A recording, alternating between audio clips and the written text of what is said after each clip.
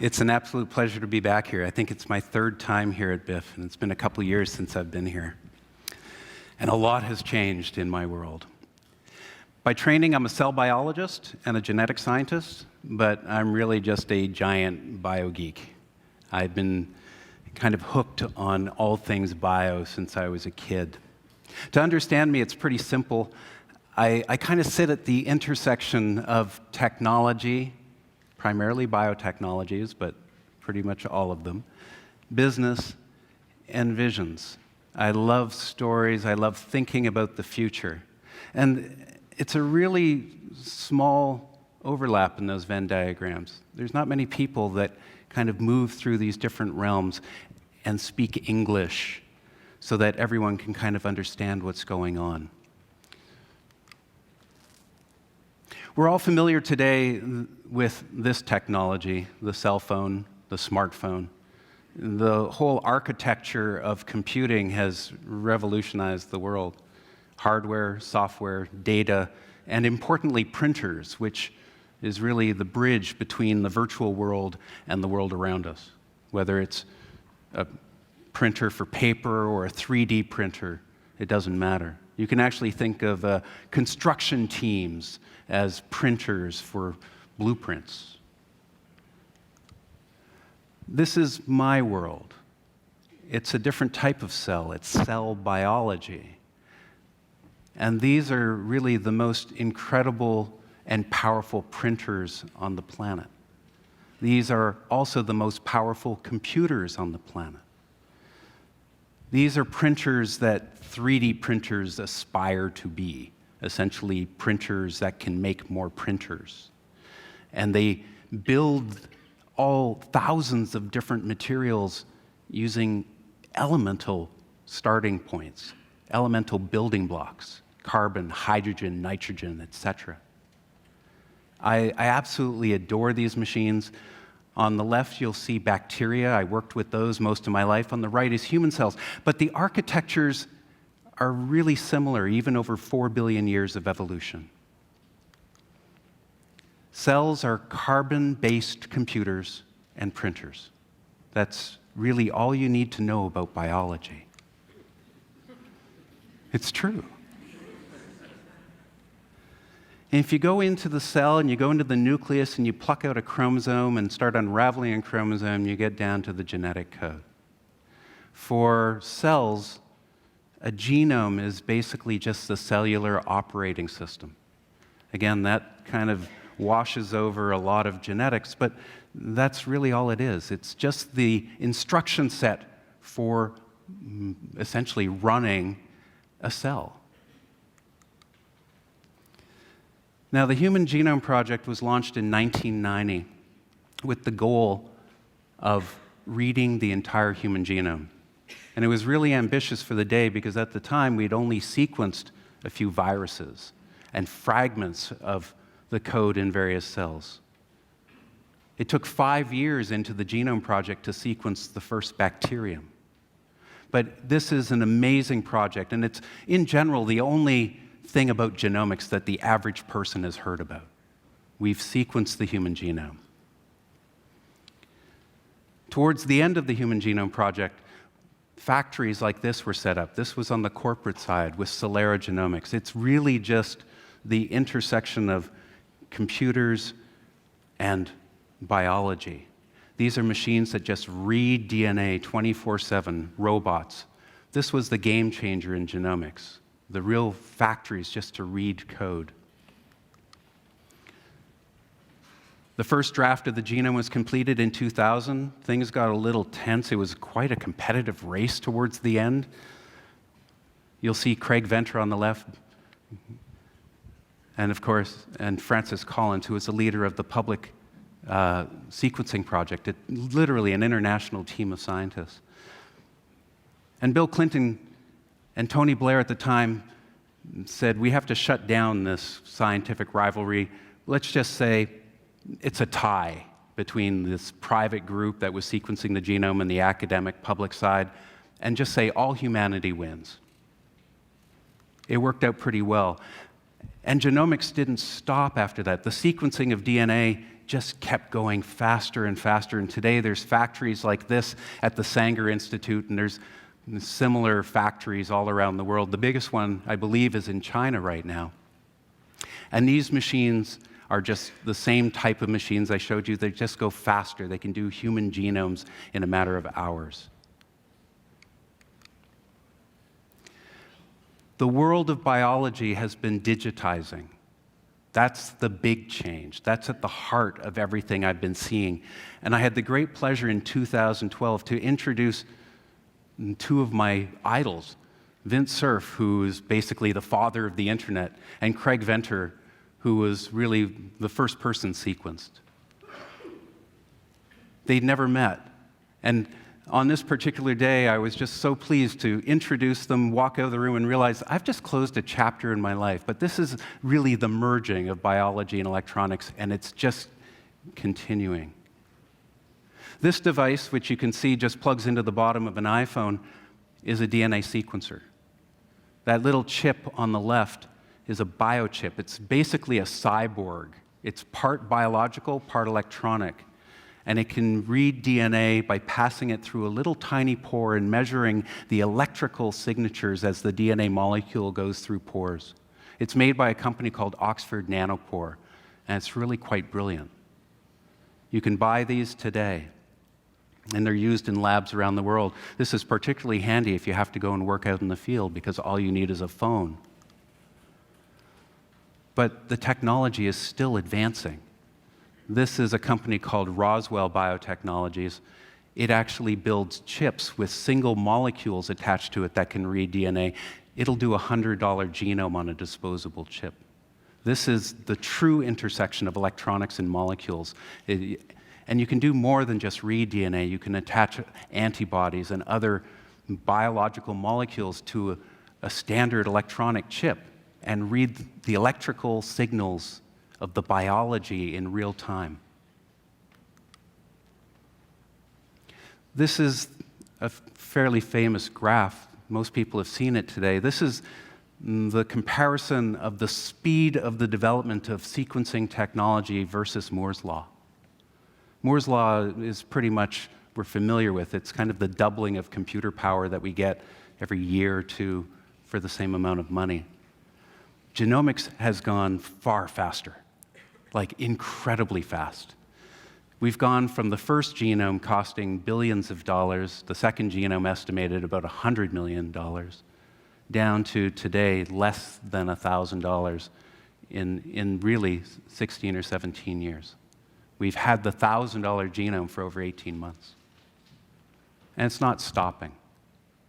And this graph is what I've been obsessing about for the last 18 months. You can see the red line, which is the falling cost of reading a human genome. And the green line is our understanding of the value that we can get out of that data. There is so much value in each of our genomes. We don't even appreciate it yet. Things like diagnostics, being able to do personalized medicines tuned to an individual, powering academic research, doing things like drug development, again, highly specific. Identity, your genome is your ultimate identity card. Even identical twins don't have identical genomes at high enough resolution. And it's just going to get built on from there. We don't know how to get that value extracted yet. We know the cost of a genome. That's unambiguous. But the amount of value that we can get out of it, we're still learning. But we're hitting this economic inflection point where now every person we sequence, we get more value out of their genome than the cost of sequencing them. And that means that sequencing has gone exothermic.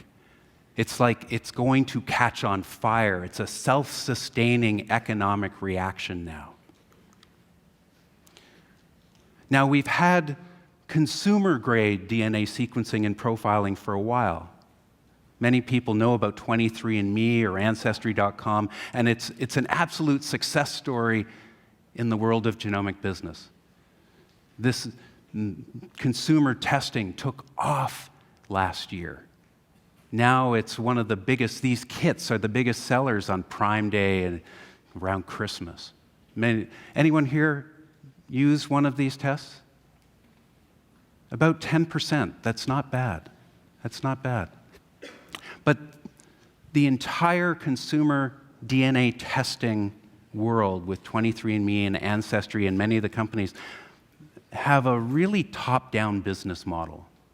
They sell you a kit. You have to pay for it. You give them your DNA. They profile it.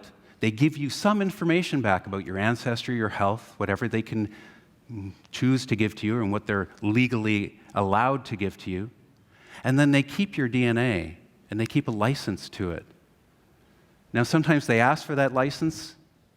Sometimes they give you control, and sometimes they just take it. It's in the fine print. You got to read all that boilerplate. But they end up getting the value from your DNA moving forward, not you. We're starting to see a second-generation DNA testing marketplace open up. This one is not top-down, it's bottom-up. And it's powerful. This is one of the companies, there's more than one out there, but this is one that I've gotten to know quite well. And it is truly a bottom-up genomic marketplace. You are at the center of it. You own your data. You own the value of that genome. It's built on blockchain, so it's transparent, and it creates a two-sided marketplace between you and your genome and other information that you may attach to your account. And on the other side are payers, groups that will, like researchers and health groups, pharmaceutical companies, etc., that want access to your genome, but will pay not only to get it, because it's really cheap now, but also give you money or other incentives as part of it. Maybe even discounted pharmaceuticals down the road, etc.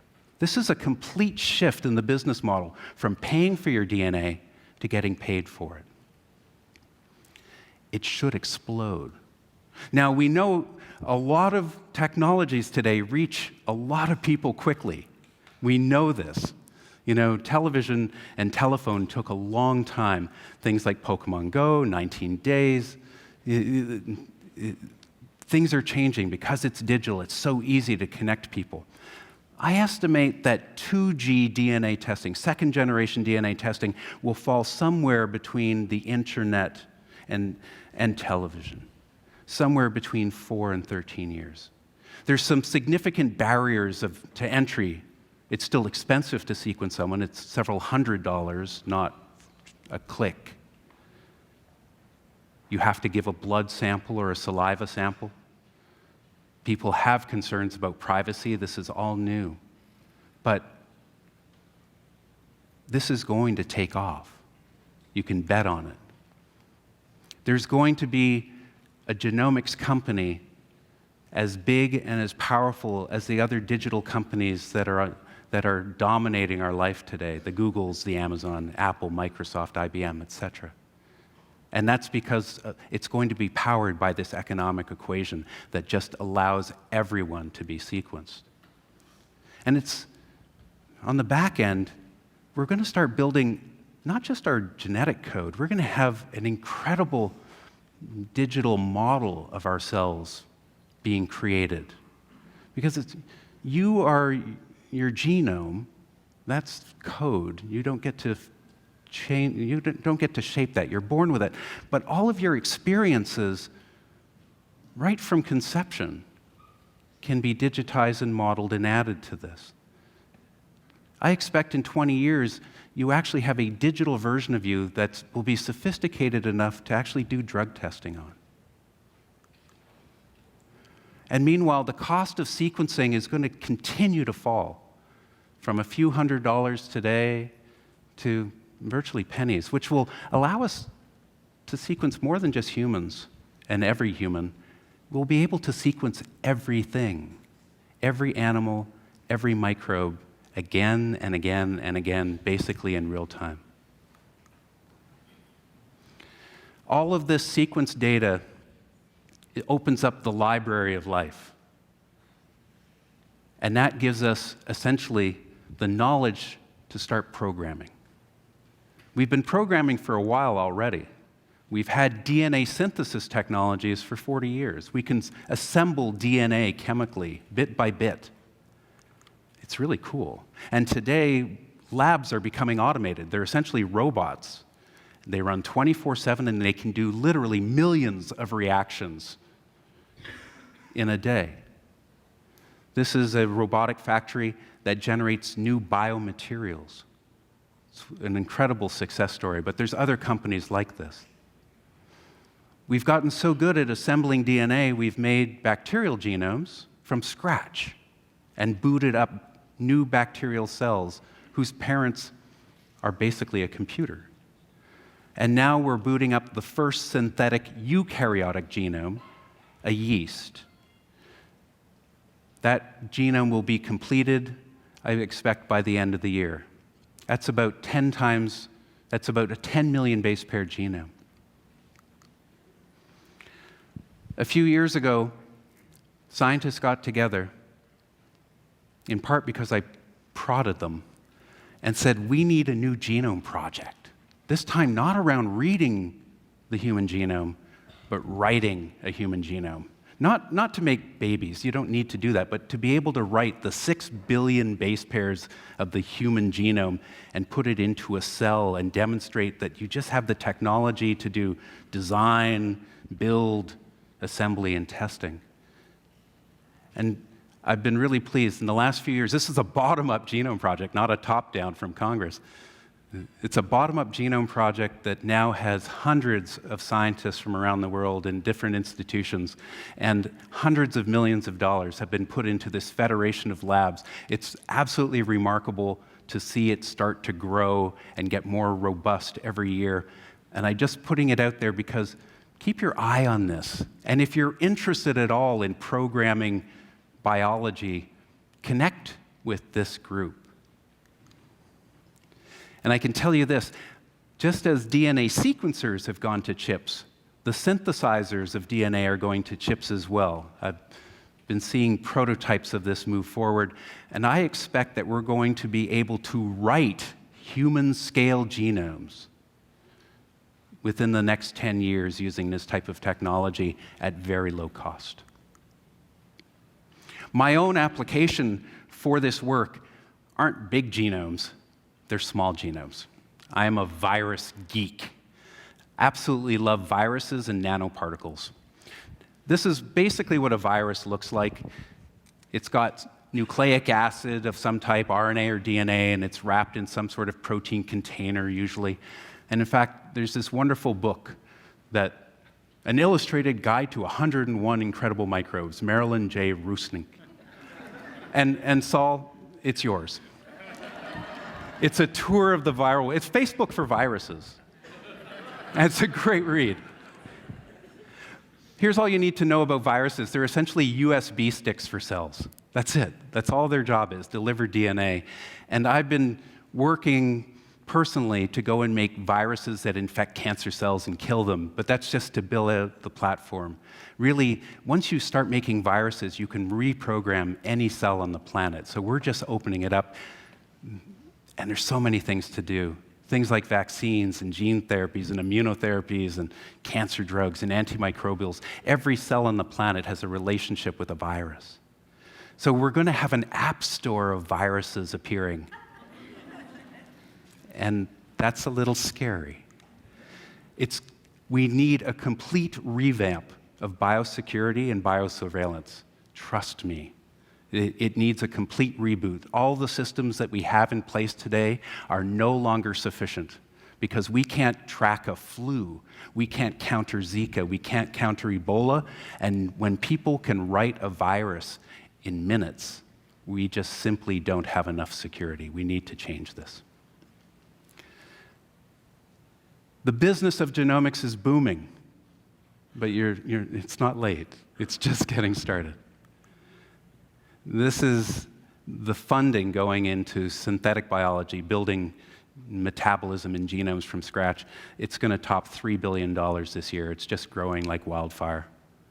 This company, Moderna, it makes programmable drugs. It was founded in 2011. It has over 19 different drugs in clinical trials already, and it's going to go IPO soon with a valuation of something like $10 billion. We're starting to see people like Wendell Lim, a genetic engineer, become wealthy because their companies are getting essentially founded, booted up, and bought in an incredibly short period of time. And I've had the great privilege of working with a program called iGEM, which pulls together students from all around the world. There's over 40,000 students now that have been trained in these technologies. It's a whole new engineering class. And the hackers are coming too. This is Josiah Zahner. He runs a company that essentially makes equipment for biohackers. If you want to do genetic engineering, here's a $260 kit. They want you to try it at home. There was a meeting just a couple of weeks ago called Biohack the Planet. And let's just say these guys are really keen on doing it. And it's not just all hackers, it's people from all different careers coming together and learning how to do biotechnologies. And this stuff is going to go really fast because all biology runs on the same operating system. It all runs on the same code. You only have to use one language. And I'm going to close out on the most controversial subject of all, which is hacking humans, because everyone always asks about this. You can all play God if you want to. This is IVF. Here you're seeing a needle puncture into an egg and deposit a single sperm. This is porn for cell biologists.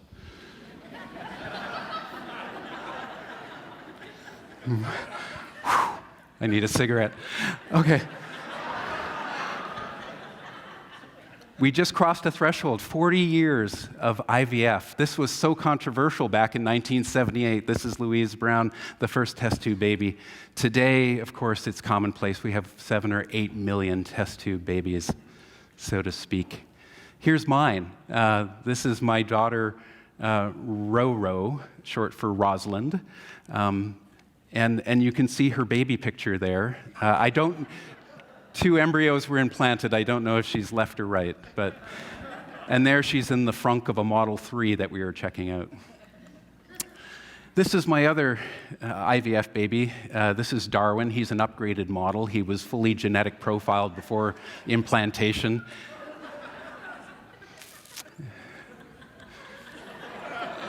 I know I'm running a little over. I'm sorry, Saul. I want to have 2,000 babies.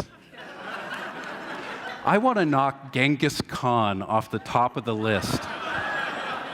And why my wife stays with me, I have no idea. But I can tell you this, I've got the technology, because if you've heard of IVF, you probably haven't heard of this. This is IVG, in vitro gametogenesis. In other words, you can take a cell, a skin cell, and turn it into a sperm or into an egg. We have no shortage of sperm, you know that. We have a shortage of eggs. These are mice made from skin cells. Incredible. And this will be translated to human very shortly. Combined with new editing technologies like CRISPR, which, as you know, has spawned multi-billion-dollar companies, and essentially genome engineering, what I like to call C24 technologies I expect to come. Imagine a new human chromosome that comes preloaded with all the fixes for your other broken chromosomes, but also with all the other genetic software you may want just to activate on demand. This, combined with IVF, could give everyone upgrades. We've already cloned monkeys. You know that cloned humans are going to come pretty soon. So the world of designer babies is getting a lot closer than some of us may be comfortable with. I'm going to close, just say, if you like this, check out this book by my friend John and Carl. It's called What's Your Biostrategy? This stuff is going to affect every single industry, or at least every industry that has something living in it. It's really powerful. Check out this book. And this quote by this Twitter handle, CryptoNature, republished by Neolife, kind of sums up the beauty of this. If you can write the basic facts of trees, but framed as technology, it sounds like impossible sci-fi nonsense. Self-replicating solar-powered machines that synthesize carbon dioxide and rainwater into oxygen and sturdy building materials on a planetary scale. I'm also Canadian, so I can say it also makes damn fine maple syrup. Thank you so much.